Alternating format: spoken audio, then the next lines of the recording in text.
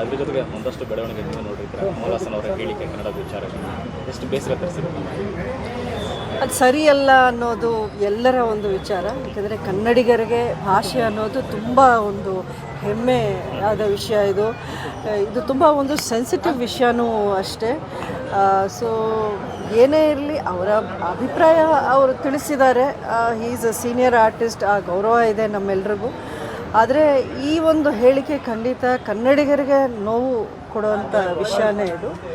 ಯಾರೂ ಅಂದರೆ ನಾವು ಯಾರೂ ಪಂಡಿತರಲ್ಲ, ಭಾಷಾ ಪಂಡಿತರಲ್ಲ. ನಾವು ಯಾರೂ ಅಷ್ಟು ಸಾವಿರಾರು ವರ್ಷಗಳ ಹಿಂದೆ ಹೋಗಿ ಯಾವುದು ಫಸ್ಟು, ಯಾವ ಭಾಷೆಯಿಂದ ಯಾವ ಭಾಷೆ ಹುಟ್ಟಿದ್ದು ಅನ್ನೋದು ನಮ್ಗೆ ಯಾರಿಗೂ ಖಂಡಿತ ಗೊತ್ತಿದೆ ಅಂತ ಯಾರು ಹೇಳೋಕ್ಕೆ ಬರಲ್ಲ. ಸೊ ಅಂಥ ಗೊತ್ತಿಲ್ಲದೇ ಇರೋ ವಿಚಾರ ಬಗ್ಗೆ ನಾವೆಲ್ಲರೂ ಸ್ವಲ್ಪ ಯೋಚನೆ ಮಾಡಿ ಮಾತಾಡಿದ್ರೆ ಚೆನ್ನಾಗಿರ್ತಿತ್ತೇನೋ ಅನಿಸುತ್ತೆ. ಇದಕ್ಕೂ ಮೀರಿ ನಿನ್ನೆ ಕ್ಷಮೆ ಕೇಳಲ್ಲ ಅನ್ನೋ ಥರ ಹೇಳಿದ್ದಾರೆ. ಅದು ನನ್ನ ವೈಯಕ್ತಿಕ ಅಭಿಪ್ರಾಯ ನೋಡಿ, ವೈಯಕ್ತಿಕ ಅವರ ಅಭಿಪ್ರಾಯವನ್ನು ಅವರು ತಿಳಿಸಿದ್ದಾರೆ. ಅದನ್ನು ನಾವೆಲ್ಲರೂ ಒಪ್ಕೋಬೇಕು ಅಂತ ಏನಿಲ್ವಲ್ಲ.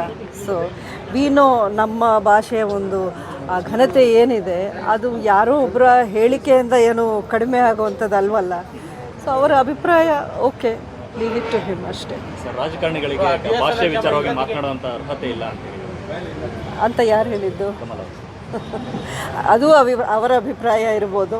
ಎಲ್ಲ ಇಲ್ಲಿ ನಮ್ಮ ಭಾರತ ದೇಶದಲ್ಲಿ ಹುಟ್ಟಿರೋ ಪ್ರತಿಯೊಬ್ಬರಿಗೂ ಪ್ರತಿಯೊಂದು ವಿಷಯದಲ್ಲಿ ಒಂದು ಅಭಿಪ್ರಾಯ ಇರ್ತದೆ. ಅದನ್ನು ತಿಳಿಸೋ ಒಂದು ಅಧಿಕಾರವೂ ಇದೆ. ಬಟ್ ನಾವು ಹೇಳಿಕೆಗಳನ್ನ ಕೊಡುವಾಗ ಒಂದು 2 ಸೆಕೆಂಡ್ಸು ಇಂಥ ಸೆನ್ಸಿಟಿವ್ ಹೇಳಿಕೆಯನ್ನು ಕೊಡಬೇಕಾದ್ರೆ ಖಂಡಿತ I think it's a mistake. ಎಲ್ಲೊಂದು ಸರಿ ಇತ್ತೀಚೆಗೆ ನೋಡಿದ್ರೆ ತುಂಬ ದಬ್ಬಾಳಿಕೆ ಆಗ್ತಿದೆ ಕನ್ನಡದ ವಿಚಾರದಲ್ಲಿ ಅಂತ. ನಾನು ನಾರ್ತಿಂದ ಇಲ್ಲ ಒಂದಷ್ಟು ಗಲಾಟೆ ಆಗೋದಾಗಲಿ, ಝೊಮ್ಯಾಟೊ ಮೇಲೆ ಕೈ ಮಾಡೋದಾಗಲಿ, ಅಥವಾ ಕನ್ನಡದ ಬಗ್ಗೆ ಕೆಟ್ಟ ಕನ್ನಡಿಗರು ಈ ಥರ ಭಾಷೆ ಬಗ್ಗೆ ಮಾತಾಡಲೇಬೇಕು ಅಂತ ಹಿಂಸೆ ಕೊಡ್ತಾರೆ ಅನ್ನೋ ಥರ ಪೋಸ್ಟ್ಗಳನ್ನು ಮಾಡೋದಾಗಲಿ, ಇದೆಲ್ಲ ಎಷ್ಟು ಸರಿ ಅಂತ ನೋಡಿ. ಇದರಲ್ಲಿ ಖಂಡಿತ ನಾವು ನಮ್ಮ ನಾಡಿಗೆ ಬಂದುಬಿಟ್ಟು ನಮ್ಮ ಮೇಲೆ ದಬ್ಬಾಳಿಕೆ ಮಾಡೋದು ಯಾರೂ ಒಪ್ಪುವಂಥ ವಿಷಯನೂ ಅಲ್ಲ, ಅದು ಸರಿಯೂ ಅಲ್ಲ. ಇದಕ್ಕೆಲ್ಲೋ ಒಂದು ಕಡೆ ಒಂದು ಫುಲ್ ಸ್ಟಾಪ್ ಹಾಕಲೇಬೇಕಾಗಿರೋ ಒಂದು ಟೈಮ್ ಬಂದಿದೆ. ಬಟ್ ಅದನ್ನು ಒಂದು ವೈಲೆನ್ಸ್ಡ್ ವೇಯಲ್ಲಿ ಆಗಬಾರ್ದು ಅನ್ನೋದು ನನ್ನ ಅನಿಸಿಕೆ. ಯಾಕೆಂದರೆ ಯಾವುದೂ ನೀವು ವೈಲೆನ್ಸಿಂದ ಏನೂ ಒಂದು ಸಾಲ್ವ್ ಮಾಡೋಕ್ಕಾಗೋದಿಲ್ಲ. ಖಂಡಿತ ಈ ವಿಷಯಕ್ಕೆ ನಾವು ಸ್ವಲ್ಪ ತಾಳ್ಮೆಯಿಂದ ಇದನ್ನು ರಿಸಾಲ್ವ್ ಮಾಡಬೇಕಾಗಿರೋ ವಿಷಯ ಇದು. ಕಡೆದಾಗಿ ತಗ್ಲೈ ಸಿನಿಮಾಗೆ ಪ್ರದರ್ಶನಕ್ಕೆ ಬಿಡಬಾರ್ದು ಅಂತ ಕರ್ನಾಟಕದಲ್ಲಿ ಇರುವಂಥ ಕೂಗು, ಆ ಕೂಗಿಗೆ ನಿಮ್ಮದೇನೇನು?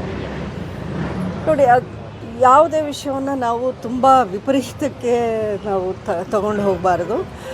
ಬಟ್ ಅಗೇನ್ ಇದು ಸೆನ್ಸಿಟಿವ್ ವಿಷಯ ಇರೋದರಿಂದ ಅವರವರ ಒಂದು ಹೇಳಿಕೆಯನ್ನು ನಾವು ಎಷ್ಟುವರೆಗೂ ತಗೋಬೇಕೋ ಅಷ್ಟೇ ತಗೊಂಡು ಬಿಟ್ಟು ಬಿಡಬೇಕು ಅನ್ನೋದು ನನ್ನ ಅನಿಸಿಕೆ.